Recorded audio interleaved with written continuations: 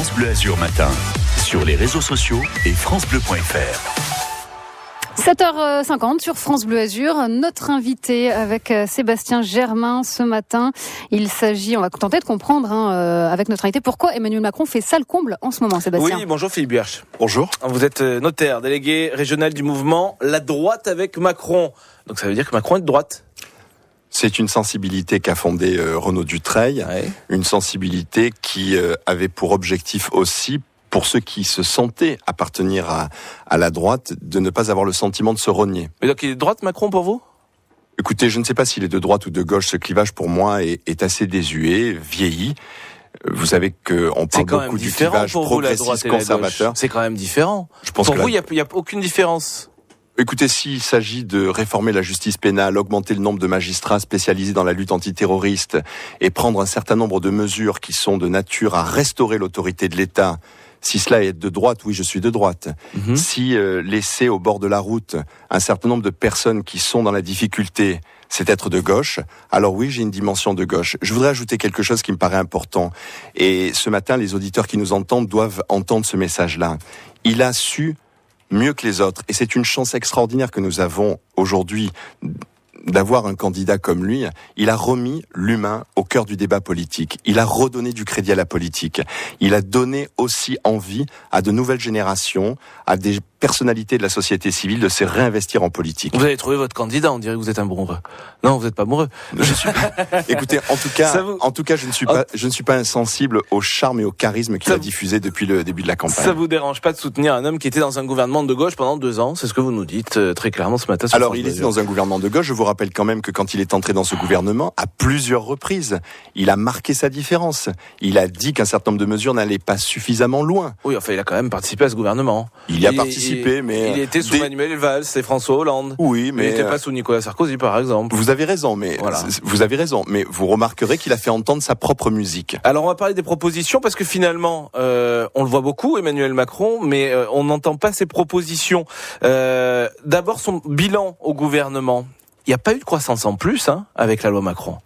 Mais la loi sur la réforme des bus, la loi sur la réforme Il n'y a pas eu de croissance en plus. Oui, un dixième de point, 0,05%, ce qui n'est pas significatif. Permettez-moi de vous dire qu'il dit que le court terme est un peu prématuré et il pense que... Facile de dire ça. Oui, mais les mesures sont à venir. Vous avez vu qu'il y a eu une interruption, notamment dans le cadre des professions réglementées, qui a été interrompue par le Conseil d'État, puis maintenant l'eurodatage redémarre avec ce fameux tirage au sort. Il a... incontestablement libérer en tout cas un certain nombre de secteurs et le secteur des professions réglementées, celle à laquelle j'appartiens. Notaire, bien entendu. Il fallait intégrer de nouveaux jeunes dans la profession parce que nous n'avions pas fait ce chemin-là. Et puis l'ouverture vers les cabinets professionnels d'avocats à l'échelle européenne et à l'échelle française. Mais ça, c'est quand même un facteur de croissance demain et en tout cas une vraie dimension entrepreneuriale que nous pourrons... Il a libéré des secteurs, vous dites. Mais sur le front du chômage, ça ne change rien. Entre son arrivée et son départ, le chômage a augmenté. Vous pouvez pas le rendre responsable d'une politique qui a duré 5 ans. Il a été ministre de l'économie pendant 2 ans et il a fait entendre sa musique. Aujourd'hui, il a un vrai... bien que on se base aussi sur son bilan pour savoir si ce sera un bon président. Il a fait 2 ans à Bercy. On peut quand même se baser sur son bilan, sur le front du chômage notamment, pour dire ça n'a pas marché. D'accord, les bus, ça a marché. Et vous verrez, la libération, en tout cas des professions réglementées, ça marchera. Et maintenant, encore une fois, il faut le laisser entreprendre ce qu'est son projet aujourd'hui. Donc, pour moi, il n'a pas été membre du gouvernement depuis le début et on peut pas lui imputer la totalité des résultats du mandat. 7h54 sur France Bleu Azur. Philippe Buerch, notaire et délégué régional du mouvement de la droite avec Macron, invité de France Bleu Azur ce matin. Et on s'intéresse à son programme. Est-ce qu'il faut rester aux 35 heures ? C'est ce qu'il dit, on reste aux 35 heures. Ça vous embête en tant qu'homme de droite ? Non, ça ne me pose aucune difficulté. Ce que je crois, c'est qu'il veut réinstaurer une république contractuelle. Il le dit lui-même. On est passé au-delà des rigidités d'une loi et il pense que les accords doivent être établis au niveau des branches bien sûr en partenariat avec les partenaires sociaux et au niveau des entreprises. Et je pense que c'est une solution.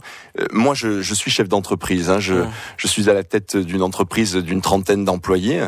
Et imaginez demain que je puisse définir des horaires avec mes employés en fonction de leur vie personnelle, de leur âge, de leur volonté de s'investir davantage dans la profession, me paraît être positive, puisque c'est le libre accord entre le salarié et les chefs d'entreprise. D'ailleurs, pour Emmanuel Macron, un jeune peut travailler plus de 35 heures.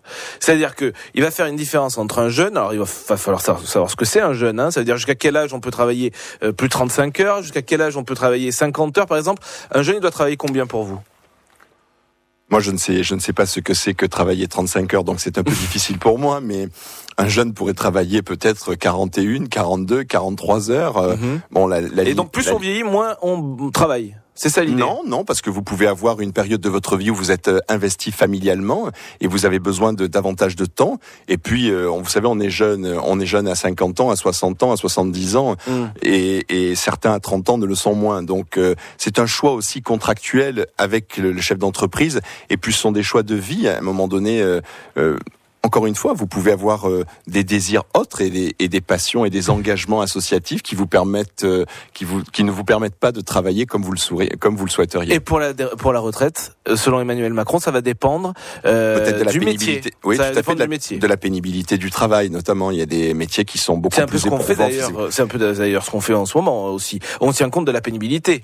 Oui, on en tient compte, mais vraiment, l'idée, c'est de donner droit à un esprit très contractuel et ne plus mettre en opposition les patrons. Vous savez, cet esprit de classe, c'est ce qu'il veut éviter, en tout cas, de faire. En termes de lutte contre le terrorisme, alors on a l'impression que on nous a déjà dit ça.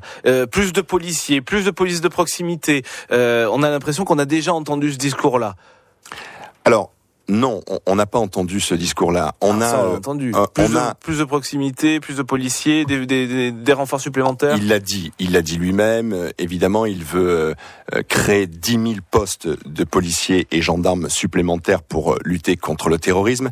Et il veut surtout, permettez-moi quand même de rappeler que les renseignements généraux ont été démantelés sous le mandat de Nicolas Sarkozy.